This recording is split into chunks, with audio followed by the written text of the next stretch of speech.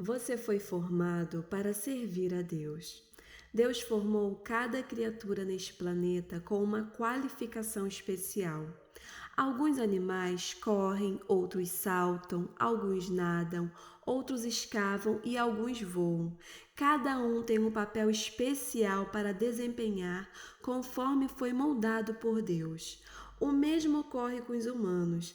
Cada um de nós foi concebido ou formado com exclusividade para a realização de determinadas tarefas. Antes de o arquiteto projetar um novo prédio, ele primeiro pergunta: para que propósito? Como será usado? A função pretendida sempre determina o formato do prédio.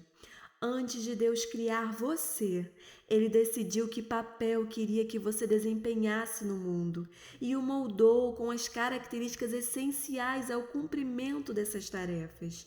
Você tem essa constituição porque foi formado para exercer um ministério específico. A Bíblia diz que somos a criação de Deus realizada em Cristo Jesus para fazermos boas obras. A palavra poema vem do termo grego que também é traduzido por criação.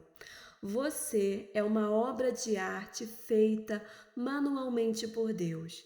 Não é produto de linha de montagem, série, feito sem nenhum cuidado especial. Você é uma obra-prima, original, exclusiva e criada sob medida. Deus o formou para que você o servisse de um modo que o tornasse seu ministério singular. Ele cuidadosamente misturou o coquetel de DNA que o criou. Davi louva o Senhor por essa magnífica personalização. Tu fizeste tudo com delicadeza, as partes interiores de meu corpo, e as uniste no ventre de minha mãe. Obrigado por me teres feito de maneira tão maravilhosamente complexa. O teu trabalho é maravilhoso. O Senhor não apenas o moldou antes do seu nascimento, mas planejou cada dia da sua vida para favorecer o processo de formação. Davi continua: cada dia da minha vida foi registrado no teu livro. Cada momento foi determinado antes mesmo que um só dia houvesse passado. Isso significa que nada em sua vida é insignificante.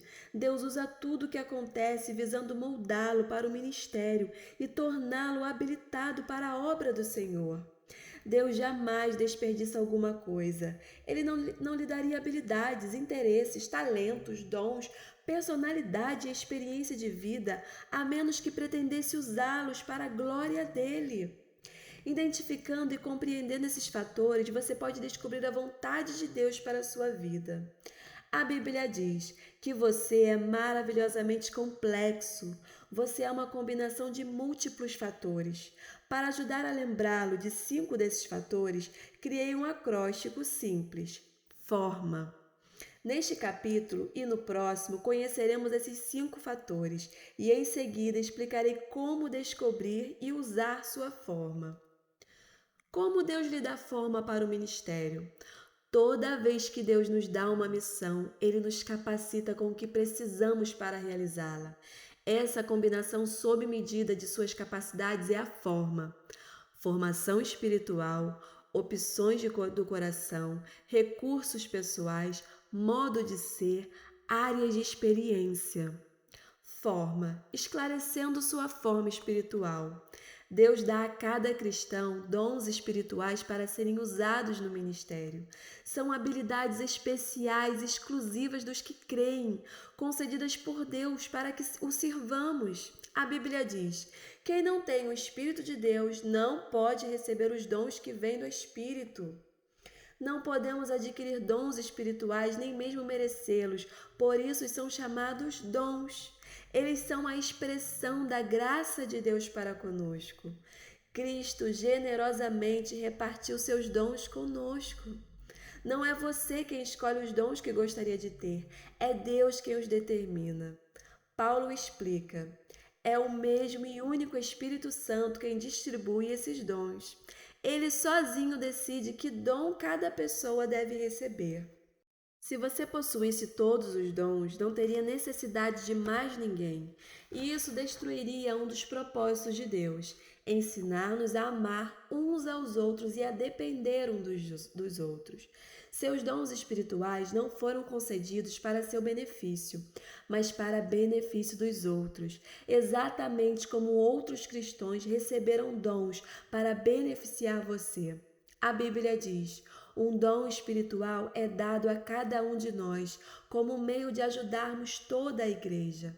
Deus planejou dessa forma para que necessitássemos uns dos outros. Quando usamos os nossos dons em conjunto, todos são beneficiados. Se os outros não usarem os dons, você será frustrado. Se você não usar seus dons, eles serão frustrados. Por isso, foi-nos dado a ordem para descobrir e desenvolver os dons espirituais. Você já parou para descobrir os seus dons espirituais? De nada vale um dom se não for descoberto. Toda vez que esquecemos essas verdades básicas sobre os dons, ocorrem problemas na igreja. Dois problemas comuns são a inveja do dom e a projeção de dom. O primeiro ocorre quando comparamos nossos dons com os dos outros e nos sentimos insatisfeitos com o que Deus nos deu, tornando-nos ressentidos e ciumentos do modo em que Deus usa os outros. O segundo ocorre quando esperamos que alguém mais tenha nossos dons, faça o que fomos chamados para fazer e se sinta tão entusiasmado quanto nós a respeito desse dom. A Bíblia diz: há diferentes tipos de serviços na igreja, mas é ao mesmo Senhor que estamos servindo. Os dons espirituais são às vezes exageradamente enfatizados, contribuindo para a negligência de outros fatores que Deus utiliza a fim de nos preparar para o serviço. Os dons espirituais revelam uma chave que nos permite descobrir a vontade de Deus para o nosso ministério. Mas eles, em particular, não formam o quadro completo. Deus também formou você de 4 outras maneiras. Forma: atentando para as opções do coração. A Bíblia usa o termo coração para descrever o conjunto de desejos, esperanças, interesses, ambições, sonhos e afeições que você possui. O coração representa a fonte de todos os estímulos, o que você gosta de fazer e o que mais lhe interessa. Ainda hoje, usamos a palavra nesse sentido quando dizemos: eu te amo de todo o meu coração. A Bíblia diz: assim como a água reflete o rosto, o coração reflete quem somos nós. Seu coração revela o você verdadeiro, o que você verdadeiramente é, não o que os outros pensam que você é ou que as circunstâncias o forçam a ser. Seu coração determina o porquê de você dizer as coisas que diz, sentir-se como se sente e agir da forma que age. Fisicamente, cada um de nós tem um batimento cardíaco único, assim como temos impressões digitais e padrões de íris e de voz singulares. Cada coração bate de maneira diferente. Impressiona saber que, apesar dos bilhões de pessoas que já viveram, ninguém jamais teve um batimento cardíaco exatamente igual ao seu. Do mesmo modo, Deus concebeu a cada um de nós um compasso emocional único, que dispara quando pensamos em assuntos, atividades ou circunstâncias que nos interessam. Instintivamente, importamos-nos com algumas coisas e desconsideramos outras. São pistas sobre onde deveríamos estar servindo. Outra palavra para coração é paixão.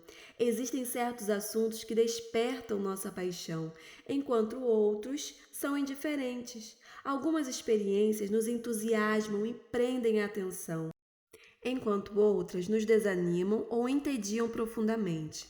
Elas revelam a natureza do nosso coração. Enquanto você crescia, deve ter descoberto que se interessava intensamente por alguns assuntos que não despertavam o menor interesse em sua família. De onde vieram esses interesses? Vieram de Deus. Ele tinha um propósito em lhe dar interesses inatos. Seu compasso emocional é a segunda chave para a compreensão da sua capacitação para o serviço. Não ignore seus interesses. Tente descobrir como podem ser usados para a glória de Deus. Há uma razão para que você goste de fazer essas coisas. A Bíblia nos manda continuamente a servir a Deus de todo o coração. Ele quer que você o sirva apaixonadamente, não por obrigação. As pessoas raramente se destacam em tarefas que não apreciam ou que não lhe despertam paixão. Deus quer que você use os interesses naturais para servir a Ele e aos outros. Atentar para os impulsos internos pode indicar o ministério que Deus pretende que você desenvolva. Como você sabe quando está servindo a Deus de coração? O primeiro sinal revelador é o entusiasmo. Quando você está fazendo o que gosta de fazer, ninguém precisa motivá-lo, desafiá-lo ou inspecioná-lo. Você o faz com prazer, não precisa de recompensas, aplausos ou pagamento, porque ama servir dessa forma. O oposto também é verdade. Quando você não se entusiasma com o que faz, é facilmente desestimulado. A segunda característica de quem serve a Deus com o coração é a eficiência. Quando você faz o que Deus o condicionou a gostar de fazer, você se torna bom nisso. A paixão leva à perfeição. Se você não dá importância a uma tarefa, é improvável que se destaque nela. Em contrapartida, os maiores realizadores em qualquer campo são movidos pela paixão. Todos já ouvimos dizer: arranjei um emprego que odeio para ganhar bastante dinheiro. Então, um dia vou deixá-lo para fazer o que gosto. Isso é um grande erro. Não desperdice a vida num trabalho que não combine com o que há em seu coração. Lembre-se, as maiores coisas da vida não são as coisas. Aquilo que é significativo é muito mais importante que o dinheiro. O homem mais rico do mundo certa vez afirmou: é melhor uma vida simples no temor do eterno que uma vida rica, cheia de pepinos e abacaxis. Não se conforme em apenas alcançar uma boa vida, porque uma boa vida não é boa o suficiente. No final das contas, ela não satisfaz. Você pode ter muito de que viver e ainda assim não ter para que viver. Em vez disso, almeje a vida melhor. Servir a Deus de acordo com o que está no coração. Descubra o que você gosta de fazer, o que Deus lhe pôs no coração. Então, faça isso para a glória do Senhor. Tema para reflexão: fui formado para servir a Deus. Uma pergunta para meditar: de que modo posso me ver servindo outras pessoas e gostando disso?